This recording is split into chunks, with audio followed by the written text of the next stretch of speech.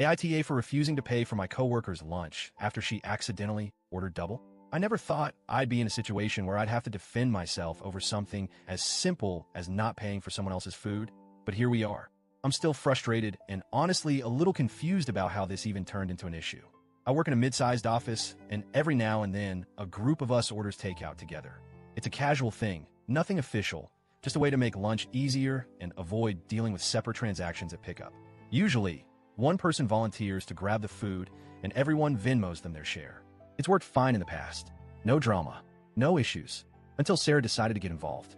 That day, we decided to order from a small local restaurant a few blocks away.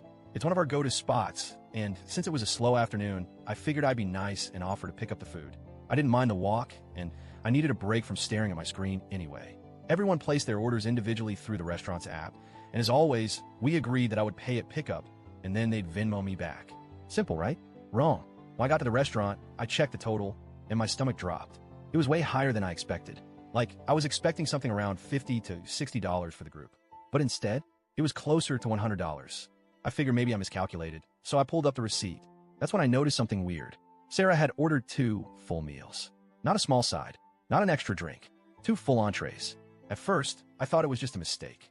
Maybe she accidentally clicked the wrong button or double-tapped something. No big deal. I just checked with her.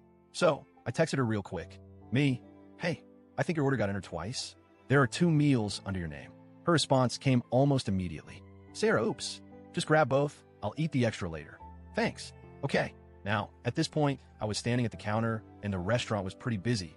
The cashier was already looking at me, waiting for payment. I didn't want to hold up the line, so I sighed, figured I'd deal with it later, and paid for everything. That was mistake number 1.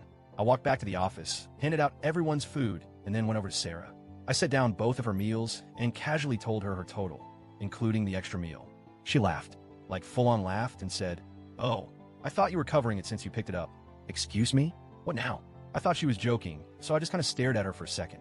But nope, she wasn't laughing in a "haha, I'm messing with you" way. It was more of a "haha, isn't this funny that you're paying for my food" way. So I stayed calm and said, "No, we all agreed to pay for our own food. I just picked it up." Sarah shrugged and said, "It's just a few bucks. Don't be weird about it." Now, don't get me wrong. I can afford to pay for someone else's lunch. If a friend forgot their wallet or was having a rough day, I'd cover them without a second thought. But this wasn't a misunderstanding. This wasn't an accident. This felt intentional. She knew she ordered extra food. She waited until I was at the restaurant before telling me. And then she tried to act like it was my responsibility just because I was the one who picked it up. I stood my ground and repeated, "You ordered it, so you need to pay for it." Her whole demeanor shifted. She went from laughing to annoyed in a split second. With a dramatic sigh, she pulled out her phone and Venmo'd me the money. No apology. No, thanks for picking it up. Just an eye roll and a sarcastic, "Wow, okay, whatever." But the real drama started after that. Apparently, Sarah went and told a few of our coworkers that I freaked out over a couple of bucks and embarrassed her by making her pay. Now, I didn't scream at her. I didn't make a scene. I just asked her to pay for the extra food she ordered. But somehow, the story had twisted into me being this stingy, unreasonable person who made a huge deal over nothing. One of my other coworkers, let's call her Lisa, even came up to me and said, "It wouldn't have been that big of a deal to just cover it." Excuse me? Since when am I responsible for feeding a grown adult? I asked Lisa, "Would you have paid for it if you were the one picking up?" She hesitated for a second and then said, "Well, I probably would have just to keep the peace." And that's when it clicked. Sarah does this on purpose. She counts on people being too uncomfortable to argue, so they just pay for her food to avoid making a scene. Well, not this time. A few days later, another co-worker, let's call her Emily, pulled me aside. "Emily, Sarah's done this before, right?"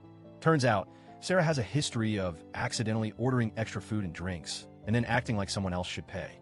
At a work happy hour, she ordered extra appetizers and conveniently forgot her wallet. During a coffee run, she added an extra pastry and then told the person picking up that they could just cover it. Last month, she joined another coworker's lunch order and then pretended she didn't know she had to pay them back. Emily told me that some people just let it slide because it wasn't worth the argument. Well, I guess I was the first person to actually call her out on it.